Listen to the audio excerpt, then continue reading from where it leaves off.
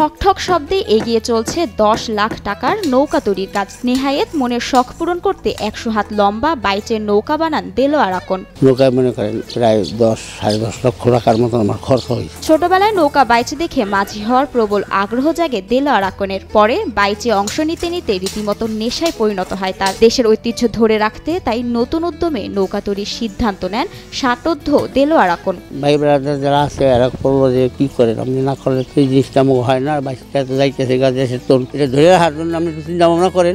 মন নিলাম যে তাহলে নৌকা আবার নতুন করে গড়াই দিই। এই নৌকা যেমন চিন্তা তেমন কাজ। কয়েক মাস আগে নতুন একটি বাইচে নৌকা তৈরির কাজে হাত দেন তিনি। নিজ বাড়ির আঙিনায় পুরো দমে শুরু হয় নৌকার কাজ। প্রায় 6 জন মিস্ত্রির 4 মাসের পরিশ্রমে দাঁড়িয়ে যায় কাঠামো। শ্রমিকের খাবার খরচ বাদে কেবল মজুরির পেছনে 2,29,000 টাকা ব্যয় করেছেন দেলোয়ার। তো কাঠকুট মনে করেন কিনা দিছি, সবই তো আমার কিনা কাটা মিস্ত্রি প্রায় গেছে 2,29,000 টাকা গেছে মিস্ত্রির বেতনই, আর খাওয়ান খরচা তো দিতেই হয়েছে। 100 হাত লম্বা এই নৌকাটি নৌকা বাইচের জন্য নির্মিত হয়েছে বিশেষভাবে। এর গঠন কিছুটা সরু, পেছনের দিকটা নদীর পানি থেকে প্রায় 5 ফুট উঁচু ও সামনের দিকটা পানির সাথে মিলিয়ে থাকবে। বর্তমানে নৌকার কাঠ পাকাতে এটি ডুবিয়ে রাখা হয়েছে পানিতে। এখানে এর দৈর্ঘ্য ঠাহর করা ভার। এখন অপেক্ষা শুধু রং ও সাজগোজের।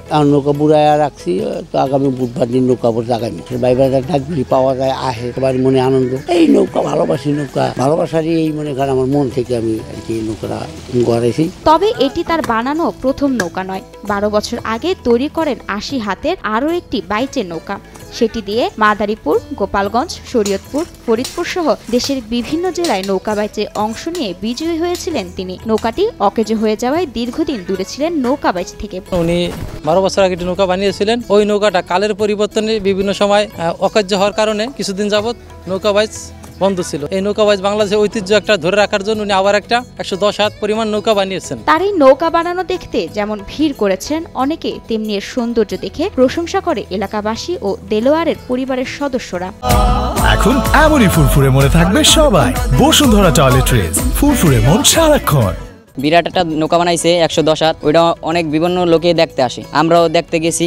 আর এই নৌকাটা যেকালা আমরা সারমু একালা বিভিন্ন লোক আসবে দেখার জন্য, আমরাও যামু দেখতে গেলে আমরা ফুর্তি করমু। চলতি বছর নৌকা বাইচ হলে এই নৌকা দিয়ে প্রতিযোগিতার সিদ্ধান্ত নিয়েছেন দেলোয়ার আকন।